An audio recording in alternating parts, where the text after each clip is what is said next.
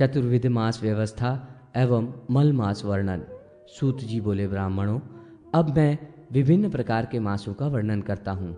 मास 4 प्रकार के होते हैं: चांद्र, सौर, सावन और नक्षत्र।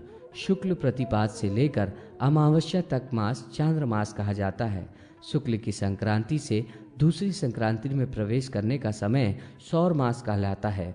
पूरे 30 दिनों तक सावन मास होता है। अश्विनी से लेकर रेवती पर्यंत नक्षत्र मास होता है। सूर्योदय से दूसरे सूर्योदय तक जो दिन होता है उसे सावन दिन कहते हैं। एक तिथि में चंद्रमा जितना भोग करता है वो चांद्र दिवस कहलाता है।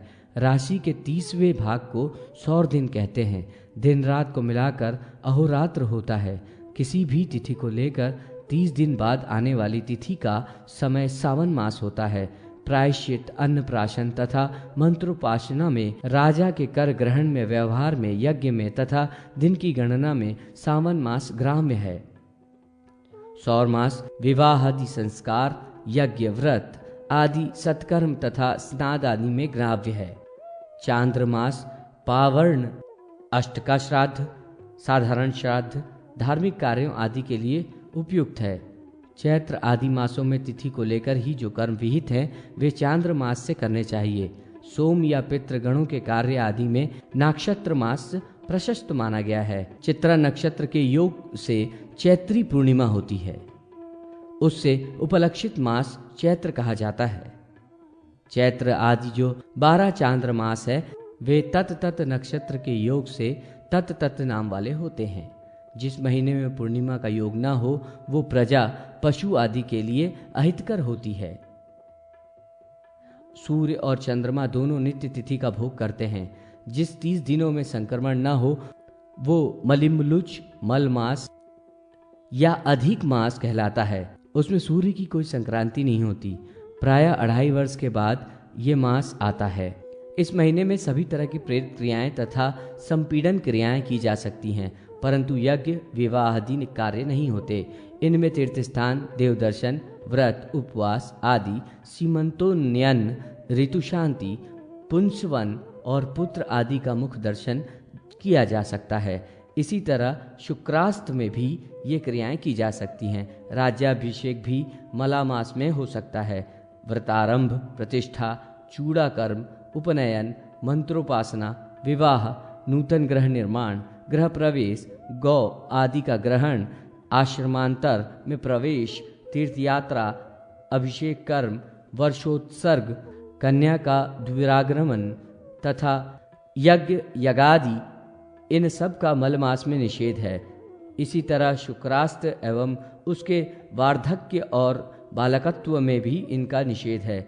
गुरु के अस्त एवं सूर्य के सिंह राशि में स्थित होने में अधिक मास में जो निषिद्ध कर्म है उन्हें नहीं करना चाहिए। कर्क राशि में सूर्य आने पर भगवान शयन करते हैं और इनके तुला राशि में आने पर निद्रा का तिथि निर्णय एवं वर्ष भर के विशेष पर्वों, तिथियों तथा तिथियों के पूर्ण प्रद कृत्य। सूत जी बोले, ब्राह्मणों, देव कर्म या पैतृक कर्म काल के आधार पर ही संपन्न होते हैं और कर्म भी नियत समय पर ही किए जाने पर पूर्ण रूपेण फलप्रद होते हैं। समय के बिना की गई क्रियाओं का फल तीनों कालों तथा लोकों में भी प्राप्त नहीं होता। अतः मैं काल के विभागों का वर्णन करता हूँ। यद्यपि काल अमृत रूप में एक तथा भगवान का ही एक अन्यतम स्वरूप है, तथापि उपाधियों के भेद से ये दीर्घ, लघु आदि अनेक रूपों में विभक्त है। तिथि, नक्षत्र, वार तथा राशि का संबंध आदि जो कुछ है वे सभी काल के ही अंग हैं और पक्ष, मास आदि रूप में वर्षांतरों में भी आते जाते रहते हैं तथा वे ही सब कर्मों के साधन हैं। समय के बिना कोई भी स्वतंत्र रूप से कर्म करने में समर्थ नहीं है। धर्म या अधर्म का मुख्य द्वार काल ही है। तिथि आदि काल विषयों में निषिद्ध और विहित कर्म बताए गए हैं। विहित कर्मों का पालन करने वाला स्वर्ग को प्राप्त करता है और विहित का त्याग निषिद्ध कर्म करने से अधोपति प्राप्त करता है। पूर्वाह व्यापनी तिथि में वैदिक क्रियाएं करनी चाहिए। एकोदिष्ट श्राद्ध मध्याह व्यापनी तिथि में और पावन श्राद्ध उपराह व्यापनी तिथि में करना चाहिए। वृद्धि श्राद्ध आदि प्रातः काल में करने चाहिए। ब्रह्मा जी ने देवताओं के लिए तिथियों के साथ पूर्वाह काल दिया है और पितरों के उपराह पूर्वाह में देवताओं का अर्चन करना चाहिए। तिथियां 3 प्रकार की होती हैं, खरवा, दिरपा और हिंस्त्रा। लंघित होने वाली खरवा, तिथि वृद्धि दर्पा तथा तिथि हानि हिंसा कही जाती है। इनमें खरवा और दर्पा आगे ही लेनी चाहिए और हिंस्त्रा पूर्व में लेनी चाहिए। शुक्ल पक्ष में परा लेनी चाहिए और कृष्ण पक्ष में पूर्वा। भगवान सूर्य जिस तिथि को प्राप्त कर उदित होते हैं वो तिथि स्नान, दान और कृत्यों में उचित है। यदि अस्त समय में भगवान सूर्य 10 घटी पर्यंत रहते हैं तो वो तिथि रात दिन समझनी चाहिए। शुक्ल पक्ष तथा कृष्ण पक्ष में खरवा या दर्पा तिथि के अस्त पर्यंत सूर्य रहे तो पितृकाल में वही तिथि ग्राव्य है। 2 दिन में मध्यावकाल व्यापिनी तिथि होने पर अस्त पर्यंत रहने वाली प्रथम तिथि श्राद्ध आदि में विहित है। द्वितीया तृतीया से तथा चतुर्थी पंचमी से युक्त हो तो ये तिथियां पुण्यप्रद मानी गई हैं और उसके विपरीत होने पर पुण्य का ह्रास करती हैं। सृष्टि पंचमी से एवं अष्टमी सप्तमी से वृद्ध हो तथा दशमी से एकादशी, त्रयोदशी से चतुर्दशी और चतुर्दशी से अमावस्या वृद्ध हो तो उनमें उपवास नहीं करना चाहिए, अन्यथा पुत्र, कलत्र और धन का ह्रास होता है। पुत्र, भार्य आदि से रहित व्यक्ति का यज्ञ में अधिकार नहीं है। जिस तिथि को लेकर सूर्य उदित होते हैं वो तिथि स्नान, अध्ययन और ध्यान के लिए श्रेष्ठ समझनी चाहिए। कृष्ण पक्ष में जिस तिथि में सूर्य अस्त होते हैं वो स्नान आदि कर्मों में पितरों के लिए उत्तम मानी गई है। सूत जी कहते हैं, ब्राह्मणों, अब मैं ब्रह्मा जी द्वारा बतलाई गई श्रेष्ठ तिथियों का वर्णन करता हूँ। आश्विन, कार्तिक, माघ, चैत्र, इन महीनों में स्नान, दान और भगवान शिव तथा विष्णु का पूजन 10 गुना फलप्रद होता है। प्रतिपदा तिथि में अग्निदेव का यजन और हवन करने से सभी तरह के धान्य और स्पित धन प्राप्त होता है।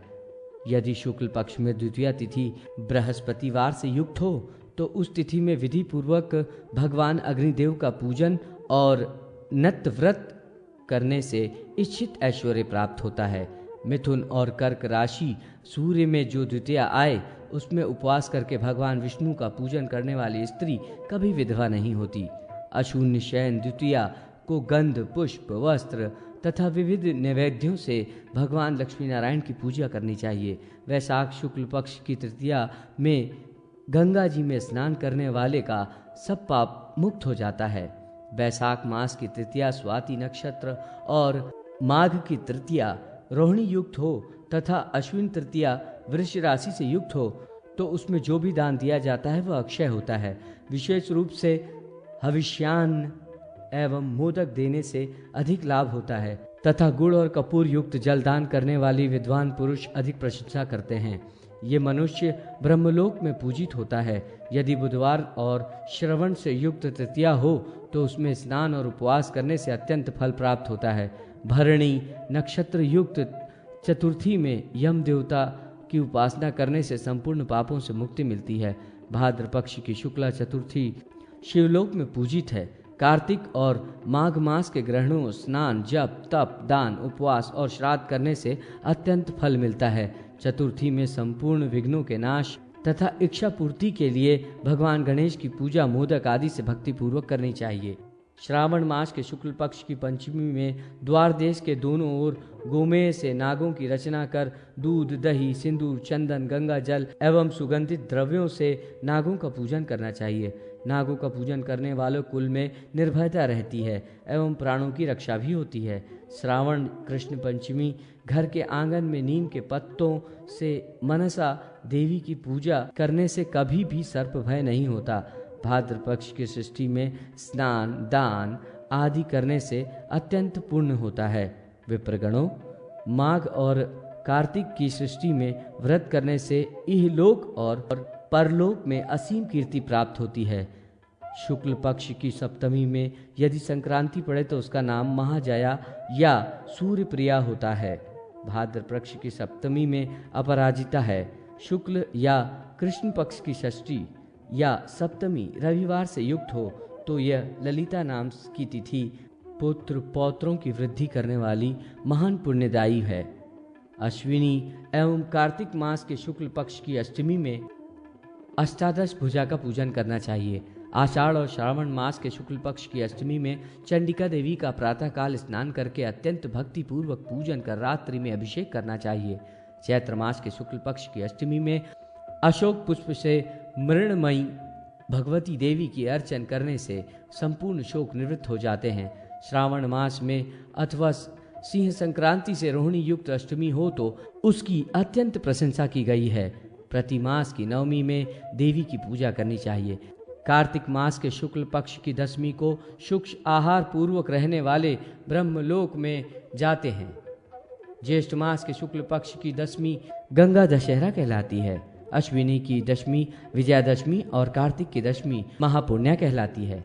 एकादशी व्रत करने से संपूर्ण पाप नष्ट हो जाते हैं। इस व्रत में दशमी को जितेंद्रिय होकर एक ही बार भोजन करना चाहिए। दूसरे दिन एकादशी में उपवास कर द्वादशी में पारणा करनी चाहिए। द्वादशी तिथि द्वादश पापों का हरण करती है। चैत्र मास के शुक्ल पक्ष की त्रयोदशी में अनेक पुष्पादि सामग्रियों से कामदेव की पूजा करें। इसे अनंग त्रयोदशी कहा जाता है। चैत्र मास के कृष्ण पक्ष की अष्टमी शनिवार या शतभिषा नक्षत्र से युक्त हो तो गंगा स्नान करने से सैकड़ों सूर्य ग्रहण का फल प्राप्त होता है। इस मास के कृष्ण पक्ष की त्रयोदशी यदि शनिवार या शतभिषा से युक्त हो तो ये महावारुणी पर्व कहलाता है। इसमें किया गया स्नान दान एवं श्राद्ध अक्षय होता है। चैत्र मास के शुक्ल पक्ष की चतुर्दशी दंभभंजनी कही जाती है। इस दिन धतूरे की जड़ में कामदेव का अर्चन करना चाहिए। इससे उत्तम स्थान प्राप्त होता है। अत्यंत चतुर्दशी का व्रत संपूर्ण पापों का नाश करने वाला है। इसे भक्ति पूर्वक करने से मनुष्य अनंत सुख प्राप्त करता है। प्रेत चतुर्दशी यम चतुर्दशी को तपस्वी ब्राह्मणों को भोजन और दान देने से मनुष्य यमलोक में नहीं जाता। फाल्गुन मास के कृष्ण पक्ष की चतुर्दशी शिवरात्रि के नाम से प्रसिद्ध है और ये संपूर्ण अभिलाषाओं की पूर्ति करने वाली है।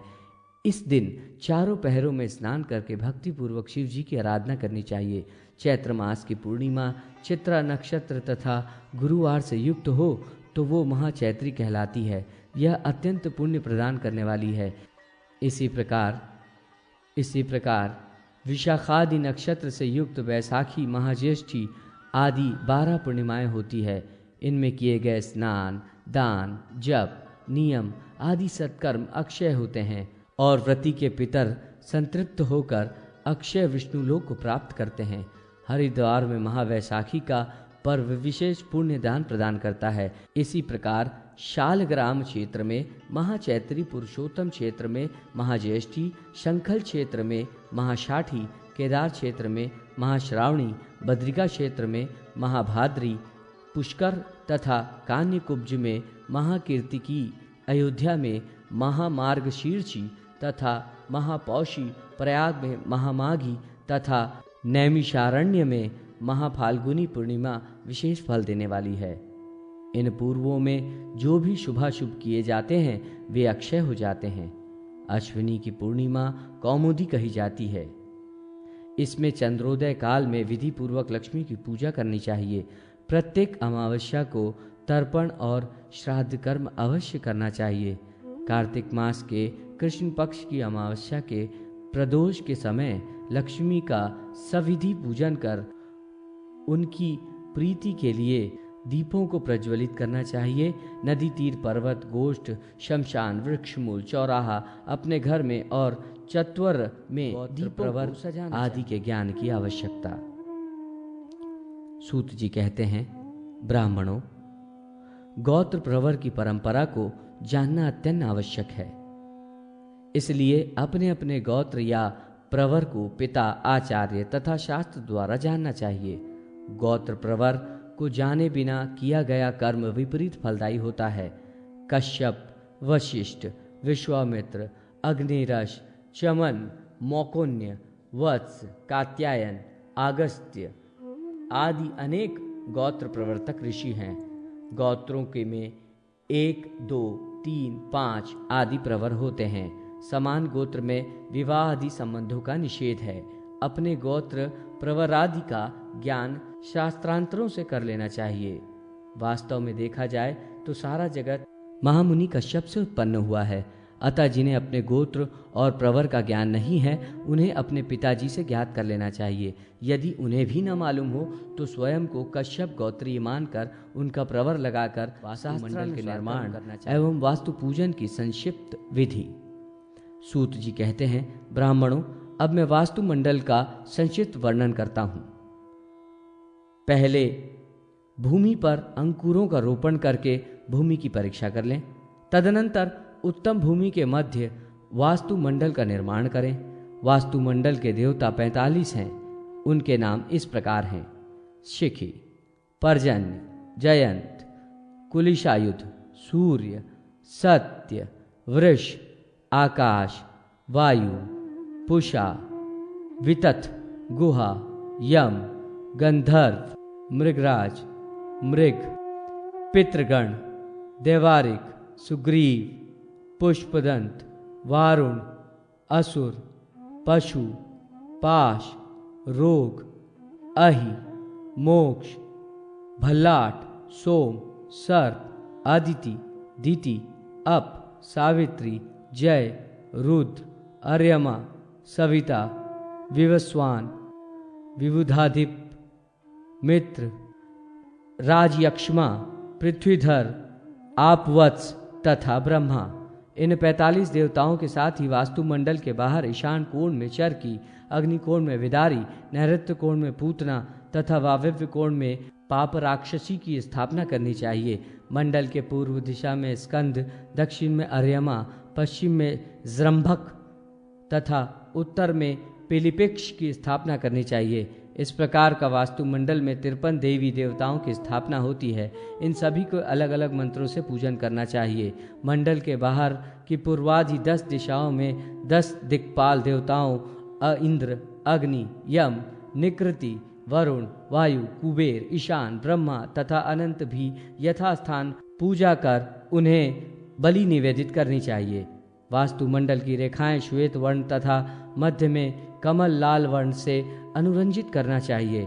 शिखी आदि 45 देवताओं के कोष्ठ को और रक्त आदि रंगों से अनुरंजित करना चाहिए।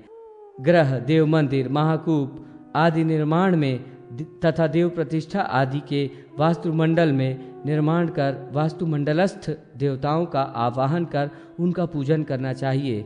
पवित्र स्थान पर लिपि पूती 1.5 हाथ के प्रमाण की भूमि पर पूर्व से पश्चिम तथा उत्तर से दक्षिण 10-10 रेखाएं खींचें। इससे 81 कोष्ठक के वास्तुपद चक्र का निर्माण होगा। इसी प्रकार की 9-9 रेखाएं खींचने से 64 पद का वास्तुचक्र बनता है।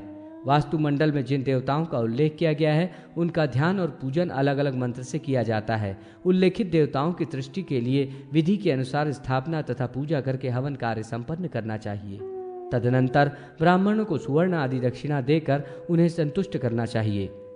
वास्तु यागादि में एक विस्तृत मंडल के अंतर्गत योनि तथा मेखलाओं से समन्वित एक कुंड तथा वास्तु वेदी का विधि अनुसार निर्माण करना चाहिए। मंडल के ईशान कोण में कलश स्थापित कर गणेश जी एवं कुंड के मध्य में विष्णु, दिक्पाल और ब्रह्मा आदि तदत्त मंत्रों से पूजन करना चाहिए। प्राणायाम करके भूत शुद्धि करें। तदनंतर वास्तु पुरुष का ध्यान इस प्रकार करना चाहिए: वास्तु देवता श्वेत वर्ग के 4 भुजा वाले शांत स्वरूप और कुंडलों से अलंकृत हैं। हाथ में पुस्तक, अक्षमाला, वरद एवं अभय मुद्रा धारण किए हुए हैं। पितरों और वैष्णवर से युक्त हैं और कुटिल भ्रू से सुशोभित हैं। उनका मुख भयंकर है, हाथ जानु पर्यंत लंबे हैं। ऐसे वास्तु पुरुष का विधि के अनुसार पूजन कर उन्हें स्नान कराएं। वास्तुष्पते ये वास्तु देवता के पूजन का मुख्य मंत्र है। पूजा की जितनी सामग्री है उसे प्रोक्षण द्वारा शुद्ध कर लें। आसन की शुद्धि कर गणेश, सूर्य, इंद्र और आधार शक्ति स्वरूप पृथ्वी तथा ब्रह्मा का पूजन करें। तदनंतर हाथ में श्वेत चंदन युक्त श्वेत पुष्प लेकर विष्णु रूप वास्तु पुरुष का ध्यान कर उन्हें आसन, पाद्य, अर्घ्य, मधुपर्क आदि प्रदान करें और विविध उपचार से उनकी पूजा करें। विद्वान ब्राह्मण को चाहिए कि कुंड और वास्तुवेदी के मध्य कलश की स्थापना करें। कलश में पर्वत के शिखर गजशाला, वाल्मीकि, नंदी संयम, राजद्वार, चौराहे तथा कुश के मूल की 7 प्रकार की मिट्टी छोड़ें। साथ ही उसमें इंद्रवल्ली, विष्णुक्रांता, अमृति, त्रपुष, मालती, चंपक तथा उर्वारुक इन वनस्पतियों को छोड़ें। पारिभद्र के पत्रों से कलश के कंठ का परिवेष्टन करें और कलश के मुख में कणाकार रूप में 5 पल्लवों की स्थापना करें और ऊपर श्रीफल, बीजपुर, नारिकेल, दाडिम, धात्री तथा जम्बू फल रखें। कलश में सुवर्णादि 5 रत्न छोड़ें। गंध पुष्पादि पंचोपचारों से कलश का पूजन करें। कलश में वरुण का आवाहन करें। कलश का स्पर्श करते हुए उन्हें समस्त समुद्रों, तीर्थों, गंगा आदि नदियों तथा पवित्र जलाशयों आदि में पवित्र जल की भावना कर उनका आवाहन करें। कलश स्थापन के अनंतर तिल, चावल, मध्वाज्य तथा दही, दूध आदि से यथाविधि वास्तु होम करें। वास्तु हवन के समय वास्तु देवता के मंत्र का जप करें। अनंतर वास्तु मंडल के समस्त देवताओं का पायसान्न, कृष्णान्न आदि पृथक पृथक क्रमशः बलि निवेदित करें। सभी देवताओं को उन्हीं के अनुरूप पताका भी प्रदान करें। अपने सामर्थ्य के अनुसार मंत्र, जप और वास्तु पुरुषत्व का पाठ करें। भगवान शंकर ने भगवान विष्णु स्वरूप वास्तुस्तुपतिकी की इस स्तुति को कहा है। इसका जो प्रयत्न पूर्वक निरंतर पाठ करता है उसे अमरता प्राप्त हो जाती है, और जो हृदय कमल के मध्य निवास करने वाले भगवान अच्युत विष्णु का ध्यान करता है वो वैष्णवी सिद्धि प्राप्त करता है। यज्ञ कर्म की पूर्णता में आचार्य को पयस्विनी गौ और सुवर्ण दक्षिणा दे। अन्य ब्राह्मणों को भी सुवर्ण प्रदान करे। प्रजापत्य और सृष्टिकृत का हवन करें। आचार्य और ऋत्विज मिलकर यजमान पर कलश के जल से अभिषेक करें। पूर्णाहुति देकर भगवान सूर्य को अर्घ्य प्रदान करें। ब्राह्मणों की आज्ञा लेकर यजमान के घर में प्रवेश करें। अनंतर ब्राह्मण को भोजन कराएं। दीन, अंध और कृपणों का अपनी शक्ति के अनुसार सम्मान करें। फिर अपने बंधु बांधवों के साथ स्वयं भोजन करें। उस दिन भोजन में दूध, केसले पदार्थ, भुने हुए शाक तथा करेला आदि निषिद्ध पदार्थों का उपयोग न करें। शाल्यन्न, मूली, कटहल, आम, मधु, घी, गुड़, सेंधा नमक के साथ मातुलंग, बदरी फल, धात्री फल एवं तिल और मरीच आदि से बने पदार्थ का भोजन का विधान तथा अग्नि जिह्वाओं के नाम। सूत जी कहते हैं, ब्राह्मणों, अब मैं याग विशेषों से स्वर्ग्रामनी विधि कह रहा हूं। अपनी वेदादि शाखा के अनुकूल ही ग्रहाग्नि विधि करनी चाहिए। दूसरे की शाखा के विधान से याग विशेषों का अनुष्ठान करने पर भय की प्राप्ति होती है और कीर्ति का नाश होता है। पुत्र, कन्या और आगे उत्पन्न होने वाले पुत्रादि ग्रह नाम से कहे जाते हैं। यजमान के जितने दायाद होते हैं वे सब ग्रह नाम से कहे जाते हैं। उनके संस्कार, याग और शांति कर्म क्रियाओं में अपने ग्रहणादि से ही अनुष्ठान करना चाहिए। आचार्य द्वारा विहित कल्प को दक्ष स्मृति में कहा गया है। आचार्य इन कर्मों में 3 कुशाओं का परिग्रहण करता है। जिस मंत्र में कुशा ग्रहण करता है उसके ऋषि दक्ष, जगती छंद और विष्णु देवता हैं।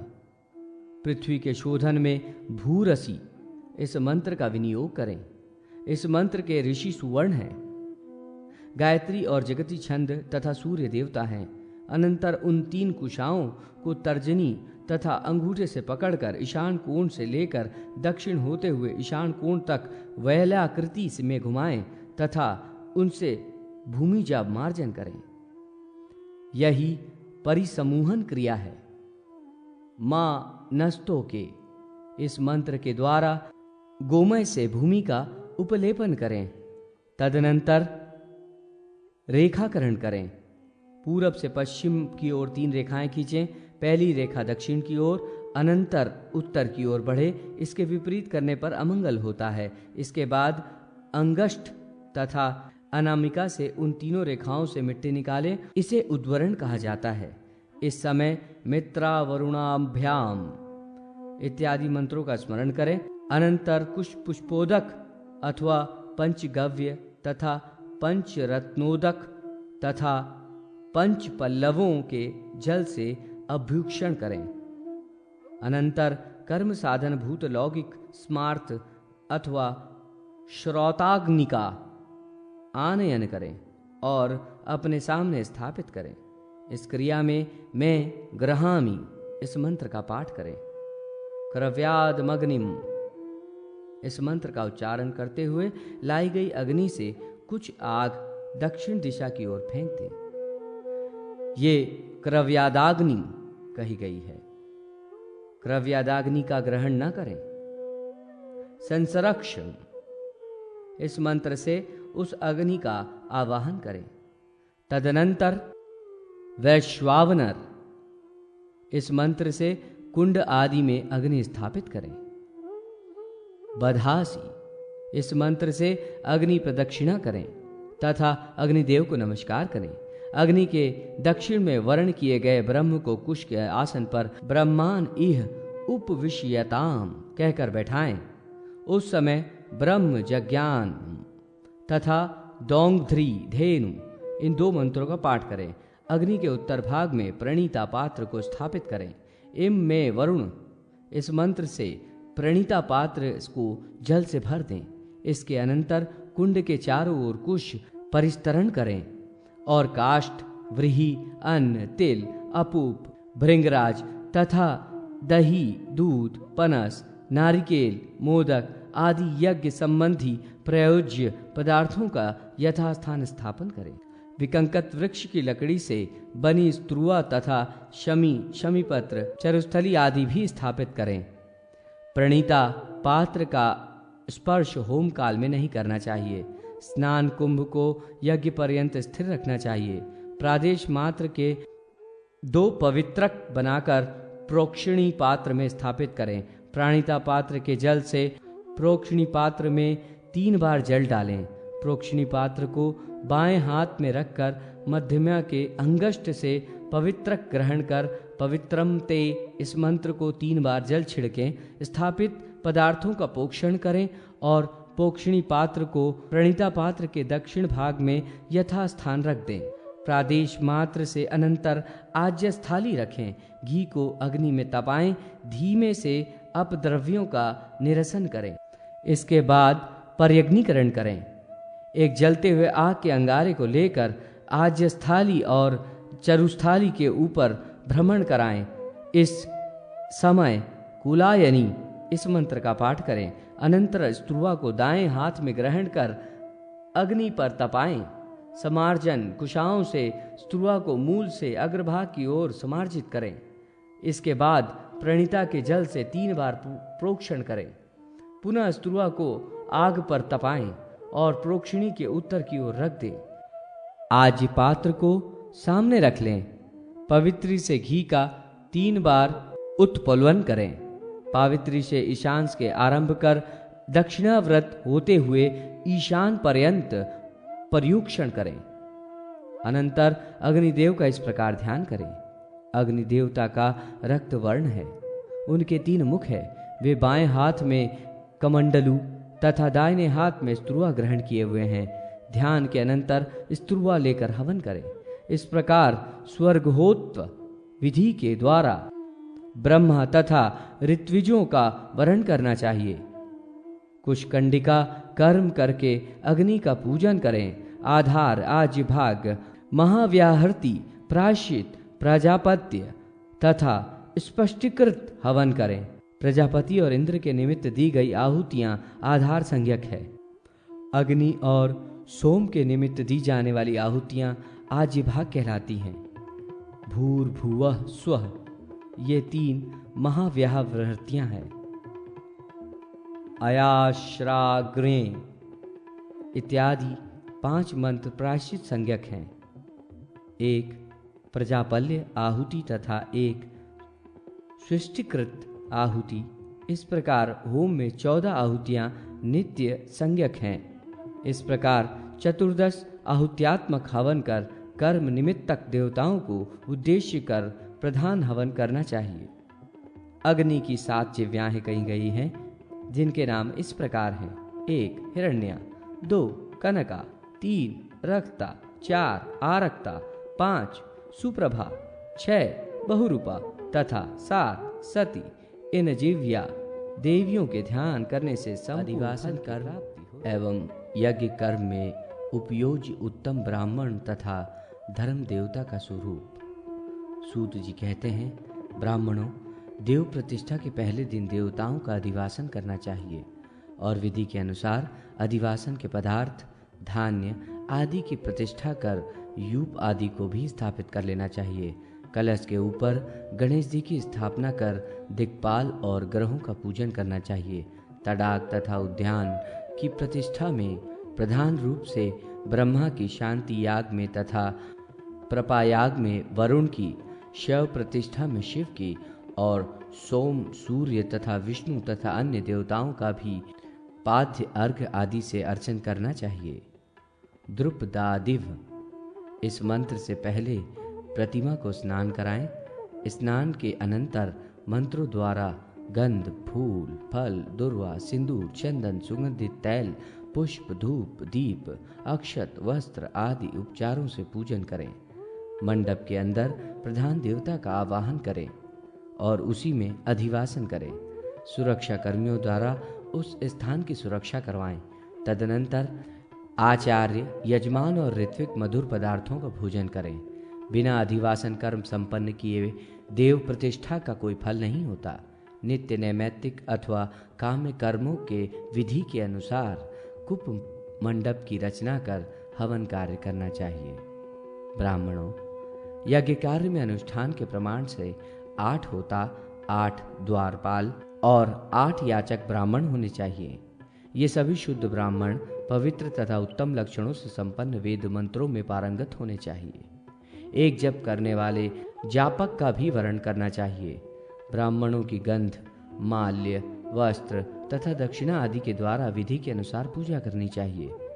उत्तम सर्व लक्षण संपन्न तथा विद्वान ब्राह्मण न मिलने पर किए गए यज्ञ का उत्तम फल प्राप्त नहीं होता। ब्राह्मण वर्ण, समय, गोत्र और नाम का निर्देश करें। तुलना पुरुष के दान में, स्वर्ण पर्वत के दान में, वत्सोत्सर्ग के दान में एवं कन्यादान में गोत्र के साथ प्रवर का भी उच्चारण करना चाहिए। मृत भार्या वाला कृपण, शूद्र के घर में निवास करने वाला बौना, वृषलीपति, बंधुद्वेषी, गुरुद्वेषी, स्त्रीद्वेषी, हीनाग्न, अधिकाग्न, भंतदंत, दाम्भिक, प्रतिग्राही, कुनखी, व्याभिचारी, कुष्ठी, निद्रालु, व्यसनी, अधीक्षित, मायावर्णी, अपूर्ण तथा केवल अपना ही भरण पोषण करने वाला, ये सब यज्ञ के पात्र नहीं हैं। ब्राह्मणों के वर्ण एवं पूजन के मंत्रों के भाव इस प्रकार हैं। आचार्य देव, आप ब्रह्म की मूर्ति हैं, इस संसार से मेरी रक्षा करें। गुरु, आपके प्रसाद से ही ये यज्ञ करने का सुअवसर मुझे प्राप्त हुआ है।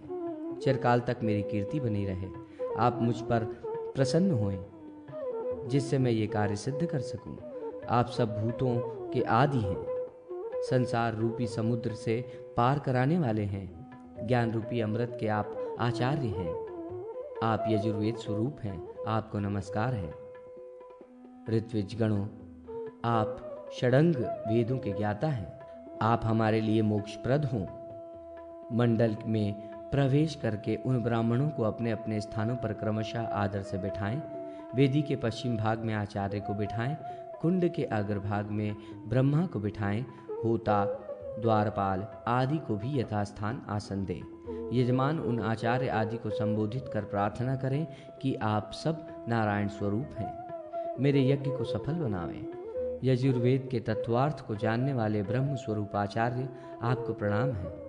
आप संपूर्ण यज्ञ कर्म के साक्षीभूत हैं।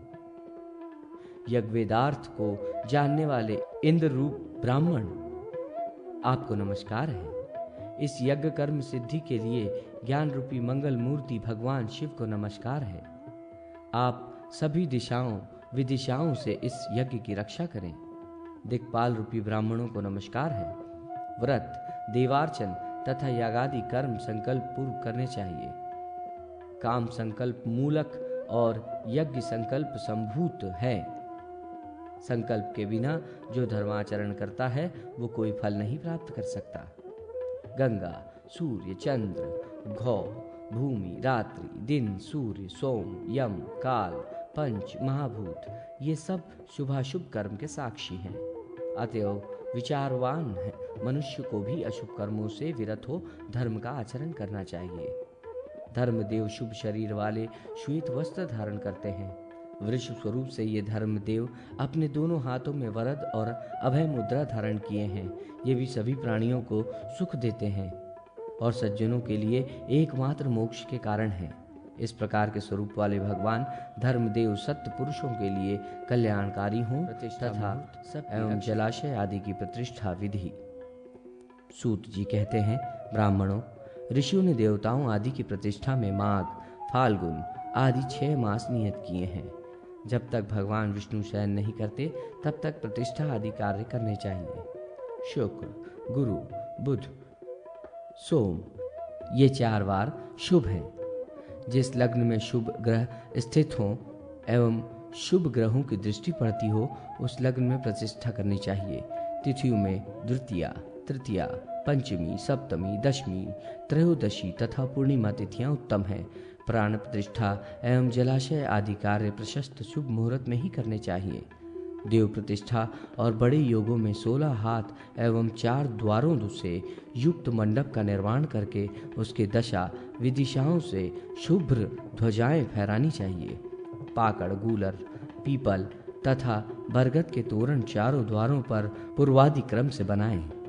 मंडप को मालाओं आदि से अलंकृत करें। दिक्पालों की पताकाएं उनके वर्णों के अनुसार बनवानी चाहिए। मध्य में नीलकर्ण की पताका लगानी चाहिए।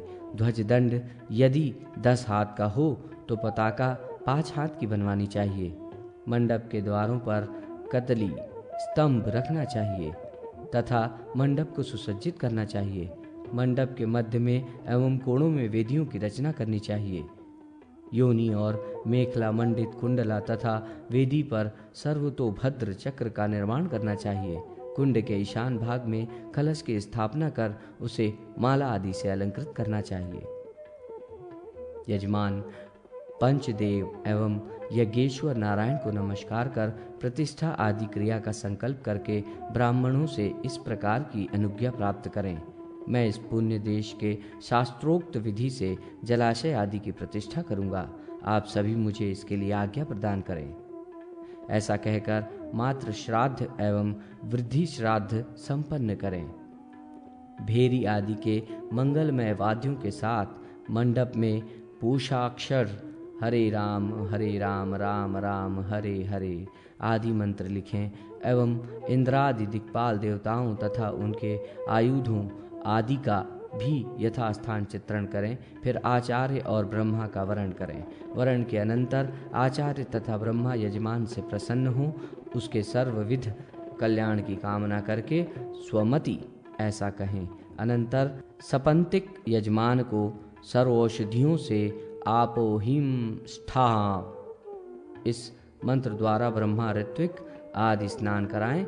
यव, गोधूम, नीवार, तिल, सावा, शाली, परयंगु और व्रीहि ये 8 सर्वौषधि कहे गए हैं। आचार्य आदि द्वारा अनुज्ञात सपत्निक यजमान शुक्ल वस्त्र तथा चंदन आदि धारण कर पुरोहित को आगे कर मंगल घोष के साथ पुत्र पौत्र दी सहित पश्चिम द्वार से यज्ञ मंडप में प्रवेश करें। वहां वेदी पर प्रदक्षिणा कर नमस्कार करें। ब्राह्मण की आज्ञा के अनुसार यजमान निश्चित आसन पर बैठें। ब्राह्मण लोग स्वस्ति वाचन करें। अनंतर यजमान 5 देवों का पूजन करें। फिर सरसों आदि से विघ्नकर्ता भूतों का अपसर्पण करें। यजमान अपने बैठने के आसन को पुष्प चंदन से अर्चन करें। अनंतर भूमि का हाथ से स्पर्श कर इस प्रकार कहें, पृथ्वी माता, तुमने लोगों को धारण किया है और तुम्हें विष्णु ने धारण किया है। मुझे तुम धारण करो और मेरे आसन को पवित्र करो। फिर सूर्य को अर्घ देकर गुरु को हाथ जोड़कर प्रणाम करें। हृदय कमल में इष्ट देवता का ध्यान धर 3 प्राणायाम करें। ईशान दिशा में कलश के ऊपर विघ्नराज गणेश जी गंध पुष्प वस्त्र तथा निविध नैवेद्य आदि गणानात्वा मंत्र से पूजन करें। अनंतर आ ब्रह्मान, इस मंत्र से ब्रह्मा जी की, तद्विष्णु, इस मंत्र से भगवान विष्णु जी की पूजा करें। फिर वेदी के चारों ओर सभी देवताओं को स्व स्व स्थान पर स्थापित कर उनका पूजन करें। इसके बाद राजाधिराजाय प्रसह, इस मंत्र से भूशुद्धि कर श्वेत पद्मासन पर विराजमान सुस्फटिक तथा शंख, कुंद एवं इंदु के समान उज्ज्वल वर्ण, किरीट, कुंडलधारी, श्वेत कमल, श्वेत माला और श्वेत वस्त्र से अलंकृत, श्वेत गंध से अनुलिप्त, हाथ में पास लिए हुए सिद्ध गंधर्वों तथा देवताओं से स्तूयमान नागलोक की शोभा रूप मकर, ग्राह, कूर्म आदि नाना जलचरों से आवृत जलशायी भगवान वरुण देव का ध्यान करें। ध्यान के अनंतर पंचांग न्यास करें। अर्घ्य स्थापन कर मूल मंत्र का जाप करें तथा उस जल से आसन, यज्ञ सामग्री आदि का प्रोक्षण करें।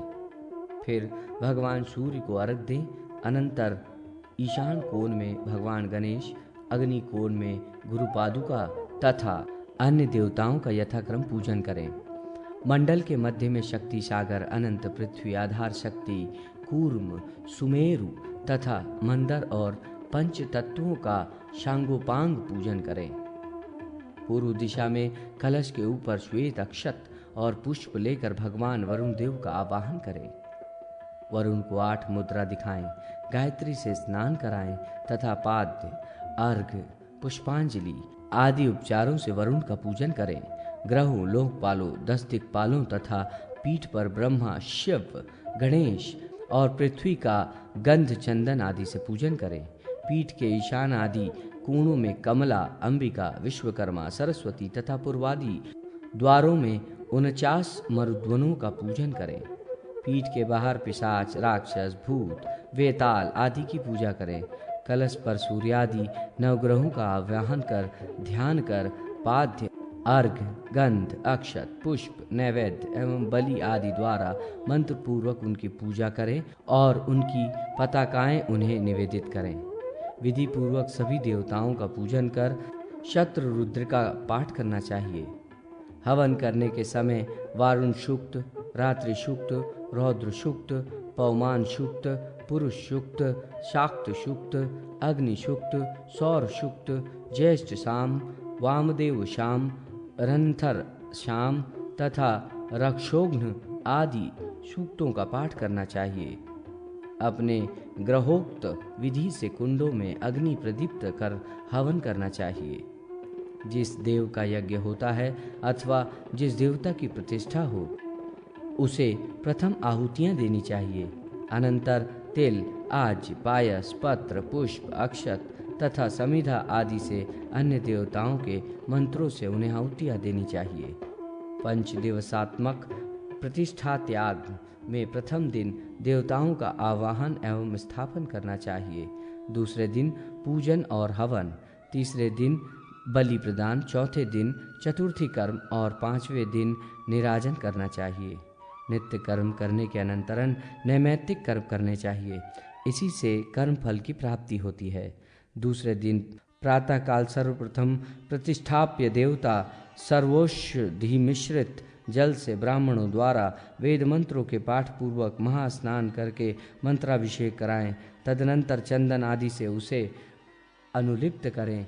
तत्पश्चात आचार्य आदि की पूजा कर उन्हें अलंकृत कर गोदान करें। फिर मंगल घोष पूर्वक तालाब में जल छोड़ने के लिए संकल्प करें। उसके बाद इस तालाब युक्त, नाग युक्त, वरुण, मकर, कंशप आदि की अलंकृत प्रतिमाएं छोड़ें।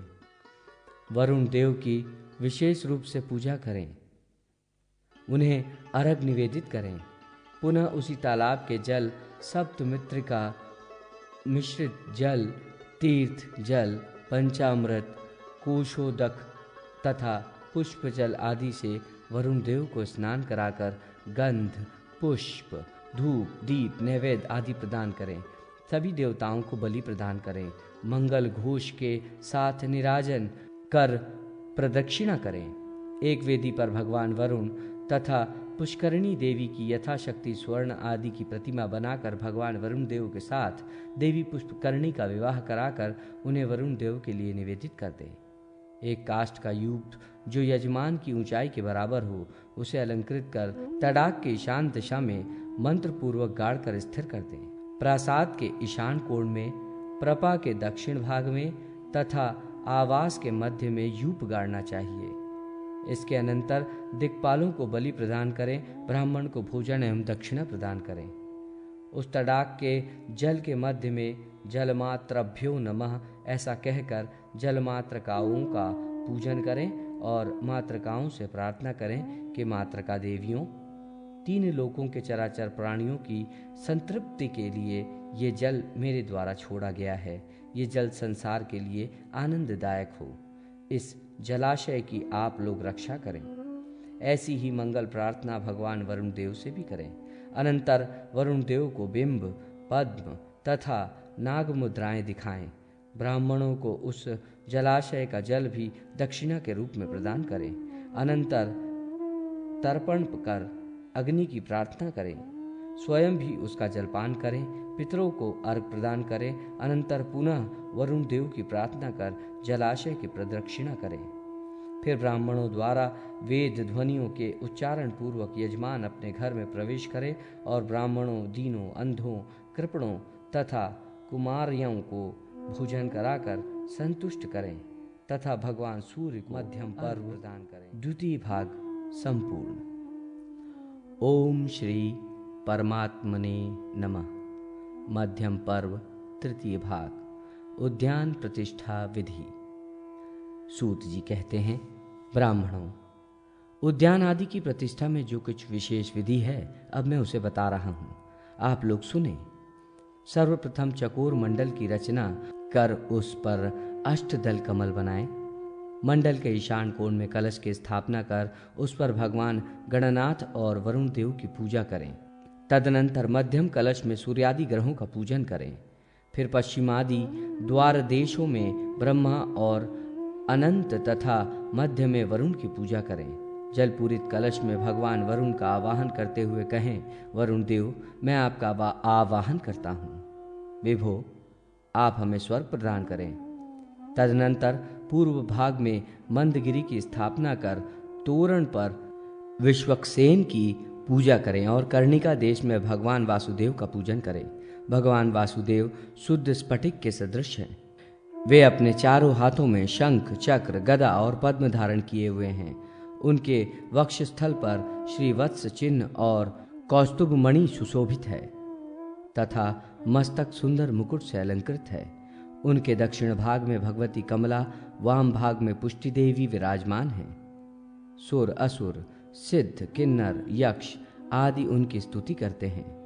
विष्णु रराट, इस मंत्र से भगवान विष्णु की पूजा करें। उनके साथ में संकर्ष नादि व्यूह और विमला आदि शक्तियों की धूप, दीप आदि उपचारों से अर्चना कर प्रार्थना करें। उनके सामने घी का दीप जलाएं और गुग्गुल का धूप प्रदान कर घृत मिश्रित खीर का नैवेद्य लगाएं। कर्णिका के दक्षिण की ओर कमल के ऊपर स्थित सोम का ध्यान करें। उनका वर्ण शुक्ल है, वे शांत स्वरूप है। वे अपने हाथों से वरद अभय मुद्रा धारण किए हुए हैं एवं केयूरादि धारण करने के कारण अत्यंत शोभित हैं। इमं देवा, इस मंत्र से इनकी पूजा कर इन्हें घृत मिश्रित भात का नैवेद्य अर्पण करें। पूर्व आदि दिशाओं में इंद्र, जयंत, आकाश, वरुण, अग्नि, ईशान, तत्पुरुष तथा वायु की पूजा करें। कर्णिका के वाम भाग में शुक्ल वर्ण वाले महादेव का त्र्यंबकम, इस मंत्र से पूजन कर नैवेद्य आदि प्रदान करें। भगवान वासुदेव के लिए हविष्य से 8, सोम के लिए 28 तथा शिव के लिए 2 खीर की आहुतियां दें। गणेश जी को घी की 1 आहुति दें। ब्रह्मा एवं वरुण के लिए 1-1 आहुति और ग्रहों एवं दिक्पालों के लिए विहित समिधाओं तथा घी से 1-1 आहुतियां दें। अग्नि की 7 जिह्वाएं कराली, धूमली, श्वेता, लोहिता, स्वर्णप्रभा, अतिरक्ता और पद्मरागा को भी मंत्रों से घृत एवं मधुमिश्रित हरिष्या द्वारा एक एक आहुति प्रदान करें। इसी प्रकार अग्नि, सोम, इंद्र, पृथ्वी और अंतरिक्ष के निमित्त मधु और क्षीर युक्त यवों से एक एक आहुतियां प्रदान करें। फिर गंध पुष्पादि से उनकी पृथक पृथक पूजा करके रुद्र सूक्त तथा सौर सूक्त का जप करें। अनंतर युग को भली भांति स्नान कराकर और उसका मार्जन कर उसे उद्यान के मध्य में गाड़ दें। युग के प्रांत भाग में सोम तथा वनस्पति के लिए ध्वजाओं को लगा दें। कोदात्स्कस्मा इस मंत्र से वृक्षों का कर्णवेद संस्कार करें। एक तीखी सुई से वृक्ष के दक्षिण तथा वाम भाग के 2 पत्तों का छेदन करें। 9 ग्रहों की तृप्ति के लिए लड्डू आदि का भोग लगाएं तथा बालक और कुमारियों को मालपुआ खिलाएं। रंजीत सूत्रों से उद्यान के वृक्षों को आवेष्टित करें। उन वृक्षों को जल आदि का प्राशन कराएं और मंत्र प्रार्थना करें। तात्पर्य ये कि विधि पूर्वक उद्यान आदि में लगाए गए वृक्ष ऊपर से यदि कोई गिर जाए, गिरकर मर जाए या अस्थि टूट जाए तो उसके पाप का भागी वृक्ष लगाने वाला नहीं होता।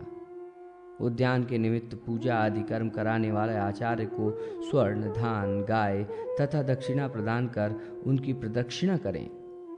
ऋत्विक को भी स्वर्ण, रजत आदि दक्षिणा में दें। ब्रह्मा को भी दक्षिणा देकर संतुष्ट करें एवं अन्य सदस्यों को भी प्रसन्न करें। अनंतर यजमान स्थापित अधिकलश के जल से स्नान करें। सूर्यास्त के पूर्व ही पूर्णाहुति संपन्न करें। संपूर्ण कार्य पूर्ण कर अपने घर जाएं और विप्रों के द्वारा वहां पर बल, काम, हयग्रीव, माधव, पुरुषोत्तम, वासुदेव, धनाध्यय और नारायण इन सब का विधिवत स्मरण कर पूजन कराएं और पंचगव्य मिश्रित दधि भात का नैवेद्य समर्पित करें। बल आदि देवताओं की पूजा करने के पश्चात दक्षिण की ओर स्योना पृथ्वी इस मंत्र से पृथ्वी देवी का पूजन करें। मधु मिश्रित प्रायसान्न नैवेद्य अर्पित करें। पृथ्वी देवी शुद्ध कांचन वर्ण की आभा से युक्त है। हाथ में वरद और अभय मुद्रा धारण किए हुए है। संपूर्ण अलंकारों से अलंकृत है। घर के वाम भाग में विश्वकर्मा का यजन करें। विश्वकर्मन ये मंत्र उनके पूजन में विनियुक्त है। भगवान विश्वकर्मा का वर्ण शुद्ध स्फटिक के समान है। ये शूल और टंक को धारण करने वाले हैं तथा शांत स्वरूप हैं। इन्हें मधु और पिष्टक की बलि दें।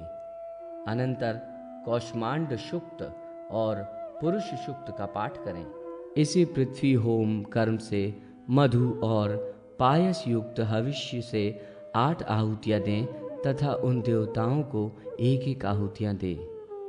उद्यान के चारों ओर अथवा बीच बीच में उद्यान की रक्षा के लिए मेड़ों का निर्माण करें जिन्हें धर्म सेतु कहा जाता है। उद्यान की दृढ़ता के लिए विशेष प्रबंध करें। धर्म सेतु का निर्माण कर उस पे इस प्रकार की प्रार्थना करें।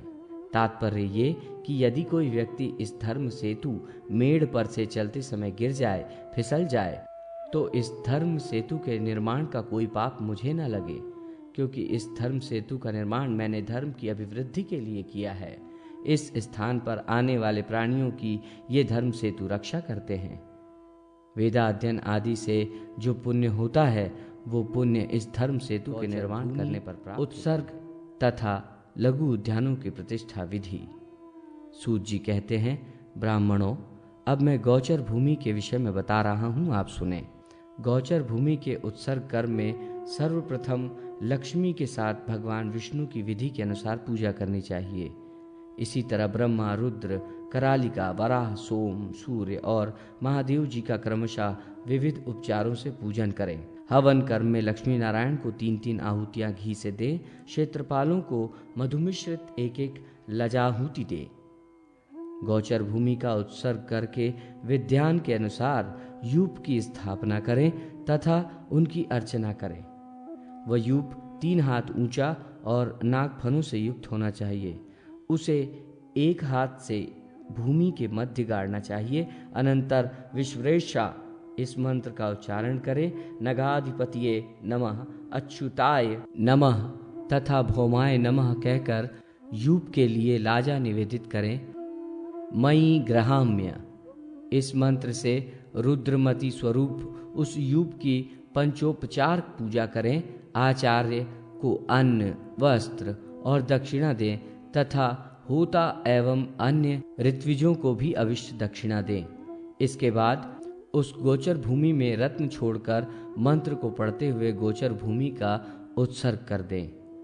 शिवलोक स्वरूप यह गोचर भूमि, गोलोक तथा गौएं सभी देवताओं द्वारा पूजित हैं। इसलिए कल्याण की कामना मैंने ये भूमि गौओं के लिए प्रदान कर दी है। इस प्रकार जो समाहित चित्त होकर गौओं के लिए गोचर भूमि समर्पित करता है, वो सभी पापों से मुक्त होकर विष्णु लोक में पूजित होता है। गोचर भूमि में जितनी संख्या में तृण गुल्म उगते हैं, उतने हजारों वर्ष तक स्वर्ण लोक में प्रतिष्ठित होता है। गोचर भूमि की सीमा भी निश्चित करनी चाहिए। उस भूमि की रक्षा के लिए पूर्व में वृक्षों का रोपण करें, दक्षिण में सेतु बनाएं, पश्चिम में कटीले वृक्ष लगाएं और उत्तर में कूप का निर्माण करें। ऐसा करने से कोई भी गोचर भूमि की सीमा का लंघन नहीं कर सकेगा। उस भूमि को जलधारा और घास से परिपूर्ण करें। नगर या ग्राम दक्षिण दिशा में गोचर भूमि छोड़नी चाहिए। जो व्यक्ति किसी अन्य प्रयोजन से गोचर भूमि को जोतता, खोदता या नष्ट करता है, वो अपने कुलों को पात की बनाता है और अनेक ब्रह्म हत्याओं से आक्रांत हो जाता है। जो भली भांति दक्षिणा के साथ गोचर भूमि का दान करता है, वो उस भूमि के जितने तृण हैं, उतने समय तक स्वर्ग और विष्णु लोक में च्युत नहीं होता। गोचर भूमि छोड़ने के बाद ब्राह्मणों को संतुष्ट करें। वृषोत्सर्ग में जो भूमि दान करता है, वो प्रेत योनि को प्राप्त नहीं होता। गोचर भूमि के उत्सर्ग में के समय जो मंडप बनाता है, उसमें भगवान वासुदेव और सूर्य का पूजन तथा तिल गुड़ के 8 आहुतियों से हवन करना चाहिए। देही में इस मंत्र से मंडप के ऊपर 4 शुक्ल घट स्थापित करें। अनंतर सौर सूक्त और वैष्णव सूक्त का पाठ करें। 8 वटपत्रों पर 8 दिक्पाल देवताओं के चित्र या प्रतिमा बनाकर उन्हें पूर्वादि 8 दिशाओं में स्थापित करें और पूर्वादि दिशाओं में अधिपतियों इंद्र, अग्नि, यम, निऋक्ति आदि से गोचर भूमि की रक्षा करने के लिए प्रार्थना करें। प्रार्थना के बाद चारों वर्णों की, मृग एवं पक्षियों की अवस्थिति के लिए, विशेष रूप से भगवान वासुदेव की प्रसन्नता के लिए गोचर भूमि का उत्सर्जन करना चाहिए। गोचर भूमि के नष्ट भ्रष्ट हो जाने पर, घास के जीर्ण हो जाने पर तथा पुनः घास उगाने के लिए पूर्वव्रत प्रतिष्ठा करनी चाहिए, जिससे गोचर भूमि अक्षय बनी रहे। प्रतिष्ठा कार्य से निमित्त भूमि के खोदने आदि में कोई जीव जंतु मर जाए तो उसमें मुझे पाप न लगे, प्रयुक्त धर्म ही हो और इस गोचर भूमि के निर्माण करने वाले मनुष्यों, पशु पक्षियों, जीव जंतुओं का आपके अनुग्रह से निरंतर कल्याण हो, ऐसी भगवान से प्रार्थना करनी चाहिए। अनंतर गोचर भूमि को त्रिगुणित पवित्र धागे द्वारा 7 बार आवेष्टित कर दें। आवेष्टन के समय सूत्रामाणम पृथ्वी इस ऋचा का पाठ करें। अनंतर आचार्य को दक्षिणा दें। मंडप में ब्राह्मणों को भोजन कराएं। दीन, अंध एवं कृपणों को संतुष्ट करें। इसके बाद मंगल ध्वनि के साथ अपने घर में प्रवेश करें। इसी प्रकार तालाब, कुआं, कूप आदि की भी प्रतिष्ठा करनी चाहिए। विशेष रूप से वरुण देव और नागों की भी पूजा करनी चाहिए। ब्राह्मणों, अब मैं छोटे एवं साधारण उद्यानों की प्रतिष्ठा के विषय में बता रहा हूँ। इसमें मंडल नहीं बनाने चाहिए, बल्कि शुभ स्थान में 2 हाथ के ठंडिल पर कलश स्थापित करनी चाहिए। उस पर भगवान विष्णु और सोम की अर्चना करनी चाहिए। केवल आचार्य का वर्ण करें। सूर्य से वृक्षों के आवेष्टित कर पुष्प मालाओं से अलंकृत करें। अनंतर जलधारा से वृक्षों को सींचें। 5 ब्राह्मणों को भोजन कराएं। वृक्षों का कर्णवेद संस्कार करें और संकल्प पूर्वक उनका उत्सर्जन कर दें। मध्य देश में यूप स्थापित करें और दिशा विदिशाओं तथा मध्य देश में कदली वृक्षण का रोपण करें और विधान पूर्वक घी से होम करें। फिर स्विष्टकृत हवन कर पूर्णाहुति दें।